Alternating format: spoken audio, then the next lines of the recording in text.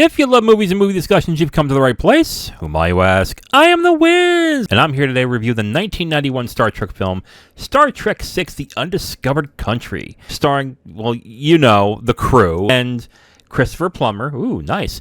Directed by Nicholas Meyer. Okay, so, I've got to say, I'm kind of surprised how good most of the movies have been. I mean, I didn't like the last movie, and I didn't like 1 very much, but 2 through 4 were actually surprisingly solid, and that's especially to go with Wrath of Khan as well, so I am actually very surprised by that.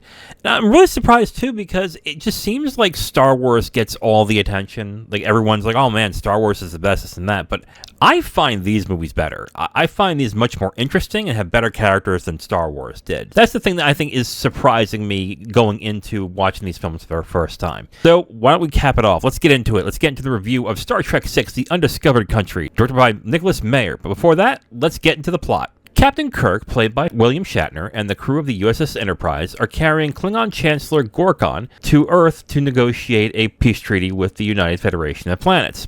The Enterprise appears to fire on a Klingon vessel, and Gorkon is killed in the subsequent confusion. Kirk and the ship's doctor, Leonard McCoy, played by DeForest Kelley, are arrested for murder, leaving Spock, played by Leonard Nimoy, to figure out who is behind the attack and save the negotiations. The first thing I want to say about Star Trek VI: The Undiscovered Country is that it is a lot like The Wrath of Khan, where it's the right blend of action, comedy, suspense, and intrigue. Khan did a really good job with a lot of blending of drama, comedy, action, stuff like that.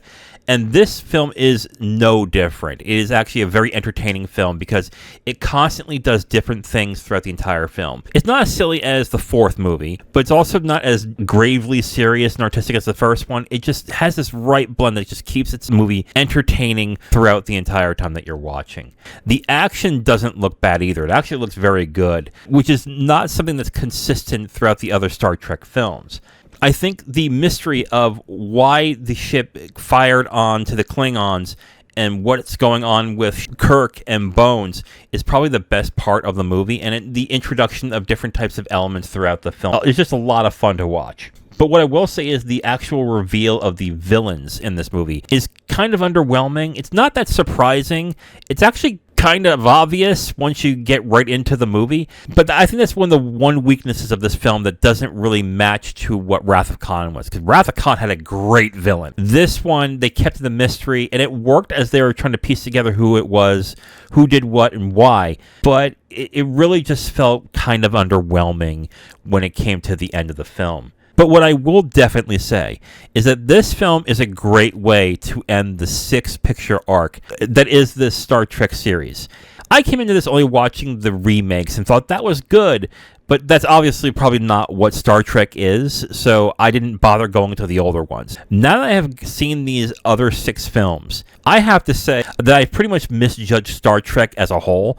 I thought this was going to be incredibly nerdy, boring, just a complete slog to get through. But I got to be honest with you, I've only found one of them to be boring, and the rest were entertaining. I didn't like the last one I watched, but all of them seem to be incredibly entertaining to watch, and this is no different. This is a very fun and entertaining film, and it's almost a fitting end to the 6-picture arc that they had with this, so I was very pleasantly surprised with this one, and I'm glad that I really enjoyed it, and I enjoyed the 6-film arc that was going on throughout. Alright, so overall, I'm going to recommend Star Trek VI: The Undiscovered Country. I think this was a very entertaining film. It has the same strengths as Wrath of Khan. It has good performances, it has great action, comedy, drama, intrigue. It's just really an entertaining film overall, but also it is respectful to what they do with these characters at the end and with this crew, and I guess the emotional attachment that you would have with these characters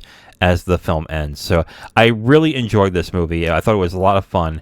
I don't think it's as good as Wrath of Khan. I think Wrath of Khan so far is the best of the 6 so far, but this is definitely up there as one of the better ones. So overall, I recommend Star Trek VI: The Undiscovered Country.